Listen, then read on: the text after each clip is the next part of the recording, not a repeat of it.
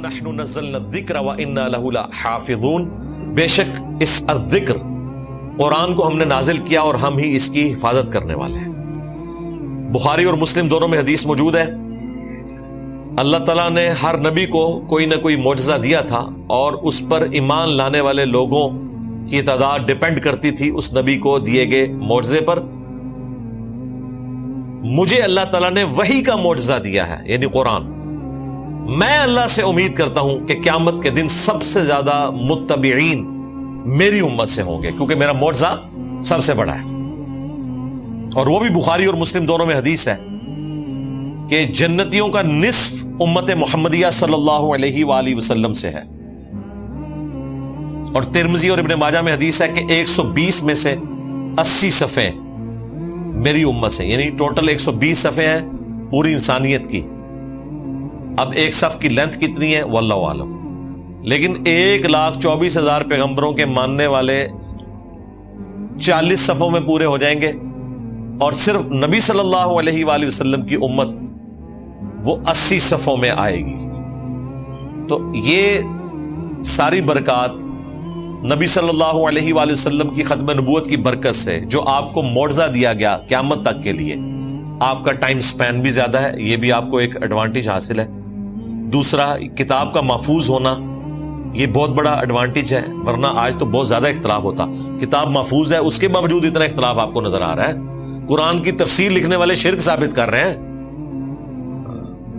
اور توحید کانفرنس کر رہے ہیں اور اس میں شرک کی ساری شکلیں ثابت کرنے کی کوشش کر رہے ہیں اور بتا رہے ہیں کہ یہ شرک نہیں ہے۔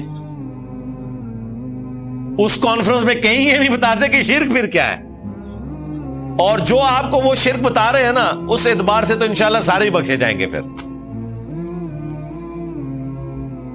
جو اریاں چیزیں تھیں ان سے صرف نظر کر رہے ہیں، بالکل واضح چیزیں تھیں۔ تو یہ قرآن کی برکت ہے کہ توحید بالکل ٹرو اسپرٹ کے اندر بالکل ویسے ہی موجود ہے۔ بلکہ مجھے یہ کہنے میں کوئی عار نہیں ہے کہ ہم نے جو توحید اور شرک کے حوالے سے آزمائش دیکھی ہے کہ باریکیوں تک توحید کو کلیئر کرنا پڑتا ہے، یہ وہ آزمائش ہے جس سے صحابہ کرام کو نہیں گزرنا پڑا۔ ان کے زمانے میں موٹی سی توحید تھی کہ جی یہ بت پرست ہیں اور ہم ایک خدا کے ماننے والے ہیں۔ اس زمانے میں بحث ہی نہیں تھی کہ حاضر و ناظر بھی کوئی عقیدہ ہے، علم غیب بھی کوئی عقیدہ ہے۔ اس اعتبار سے جو انہوں نے بزرگوں کے لیے کلیم کر دیا کہ جی اولیاء اللہ جو ہیں وہ اس طریقے سے ہتھیلی پہ کائنات کو دیکھ رہے ہیں کہ جس طرح رائی کا دانا، اندازہ کریں، ایسی ایسی چیزیں مشہور کر دی۔ یہ وہ سارے فتنے جو اس زمانے میں نہیں تھے، اور ہمیں کس لیول کے اوپر جا کے باتوں کو سمجھانا پڑتا ہے۔ یعنی آپ سوچ سکتے ہیں کہ کوئی صحابی دوسرے کو کہے کہ امی سے روٹی نہ مانگے، یہ شرک ہو جائے گا۔ یہ قرآن کا مذاق اڑا رہے ہیں۔ ہم کہہ رہے ہیں ایاک نعبد و ایاک نستعین، تو ہونا تو چاہیے ایک مسلمان ہمارے ساتھ کھڑا ہو کہ واقعی عبادت اللہ کی کریں گے، مدد اسی سے مانگیں گے، دعا اسی سے کریں گے، اور اگر کہیں کسی منحوس کو سمجھ نہیں آئی ہے تو وہ یوں پوچھے کہ یہ ایاک نستعین میں تو ہے کہ مدد اس سے مانگنی ہے، تو ہم جو ایک دوسرے سے مدد مانگتے ہیں اس کو پھر کیسے سیٹل کریں؟ اس کی بجائے ہمیں تانا دینا شروع کر دیتے ہیں کہ جی امی سے روٹی مانگتے ہیں تو پھر یہ بھی شرک ہے۔ اس کی بجائے یہ پوچھنا چاہیے کہ جو امی سے روٹی مانگی جاتی ہے تو اس کی اجازت قرآن میں کہاں آئی ہوئی ہے؟ بجائے ہمیں ٹونٹ کرنے کے سلوشن اینڈ پہ کھڑے ہو، پھر ہم بتائیں گے قرآن میں آیا ہے وَتَعَاوَنُوا عَلَى الْبِرِّ وَالتَّقْوَى وَلَا تَعَاوَنُوا عَلَى الْإِثْمِ وَالْعُدْوَانِ، نیکی اور پرہیزگاری کے کاموں میں ایک دوسرے کی مدد کرو، برائی میں الگ رہو۔ یہ جو ایاک نستعین ہے یہ وہ والی مدد ہے جو دعا ہے، دعا صرف اللہ ہی سے۔ اَمَّن يُجِيبُ الْمُضْطَرَّ إِذَا دَعَاهُ وَيَكْشِفُ السُّوءَ وَيَجْعَلُكُمْ خُلَفَاءَ الْأَرْضِ أَإِلَٰهٌ مَّعَ اللَّهِ قَلِيلًا مَّا تَذَكَّرُونَ، بھلا بتاؤ تو کون ہے جو مصیبت اور پریشانی میں گھرے ہوئے شخص کی فریاد کو سنتا ہے اور اس سے اس کی تکلیف کو دور کر دیتا ہے اور تمہیں زمین پر اگلوں کا خلیفہ کرتا ہے؟ کیا اللہ کے ساتھ بھی کوئی اور معبود ہے جس کی یہ کوالٹیز ہوں؟ اِلَٰهٌ مَّعَ اللَّهِ، بہت کم ہی تم نصیحت حاصل کرتے ہو۔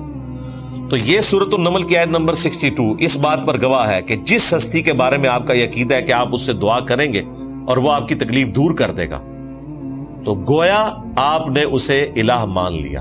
ہاں، کسی ہستی سے جا کر آپ دعا کروائیں کہ آپ اللہ سے دعا کریں، یہ بات بالکل اور ہے، یہ وسیلہ شخصی ہے، یہ توسل ہے۔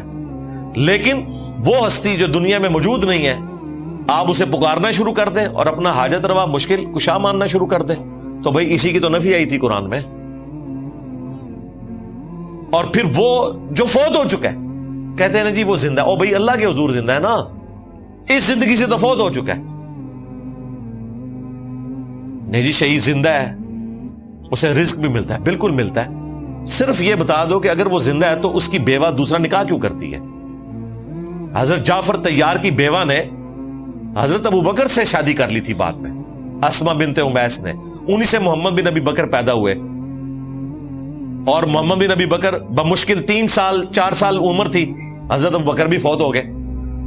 پھر محمد بن ابی بکر کی والدہ اسما بنت امیس سے حضرت علی نے شادی کر لی، اسی لیے محمد بن ابی بکر کی پرورش بھی حضرت علی نے کی ہے، حالانکہ بیٹے وہ حضرت ابو بکر کے تھے، لیکن ماں حضرت علی کے عقد میں تھی۔ اور جعفر طیار جو حضرت علی کے بھائی تھے، ان کے جو بیٹے تھے عبداللہ بن جعفر، ان کی پرورش بھی حضرت علی نے کی ہے، بلکہ اپنی بیٹی زینب بھی ان کو دے دی۔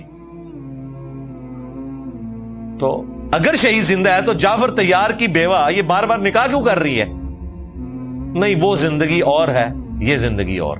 بس یہی آپ کو سمجھانا تھا کہ وہ مدد اور ہے، یہ مدد اور، ٹھیک ہے؟ وہ توحید اور ہے اور قرآن کی توحید اور ہے۔